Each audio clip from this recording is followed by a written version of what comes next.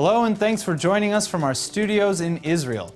I'm Aaron Porras here with ILTV's Morning Briefing.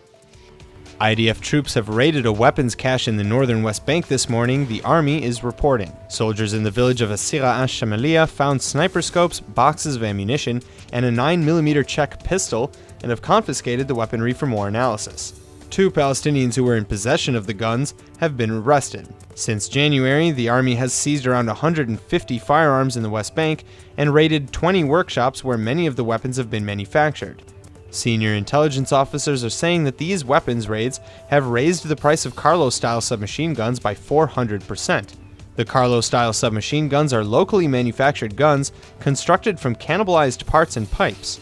Although crude and inaccurate, the guns are cheap to produce and have been used in Palestinian attacks on buses and crowds, as well as on soldiers and police officers. The United States National Security Advisor is now saying that shifting dynamics in the Middle East are creating opportunities for a peace deal between Israel and the Palestinians. H.R. McMaster, addressing the American Jewish Committee's 2017 Global Forum, said the United States is witnessing a reassessment of regional relationships between Israel and a number of our Arab partners. According to McMaster, converging interests between Israel and Arab states are an opportunity. Shared opposition to Iran, for example, has led to cooperation between Israel and numerous Sunni countries, particularly Saudi Arabia.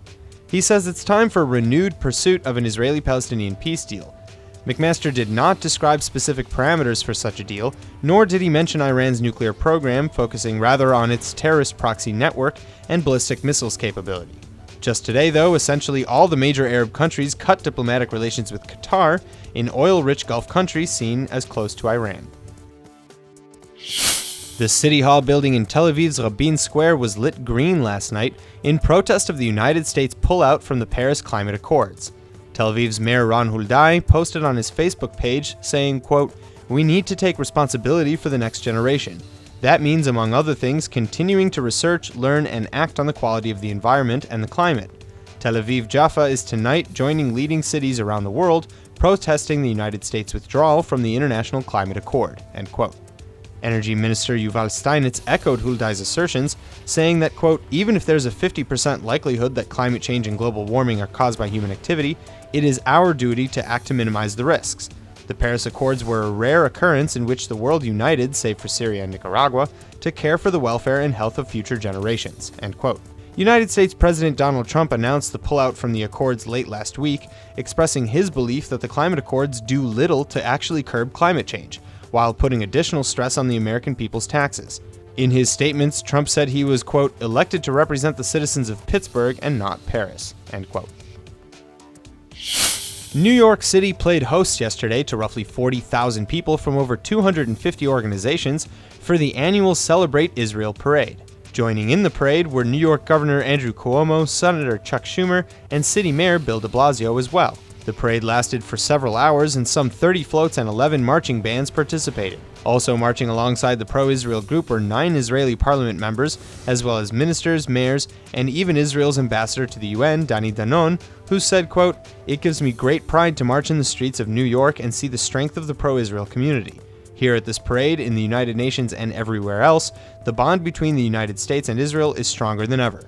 Son of the late Israeli President Shimon Peres, Chemi Peres, was also attending the parade, and he reminisced about how his father's legacy was indeed the relationship between Israel and the United States. He said, quote, "My father worked all of his life to strengthen the strategic relationship between Israel and the U.S., and there's no greater friend to Israel than the United States. Today I came to say thank you on behalf of my late father. With this parade, we continue his legacy." End quote.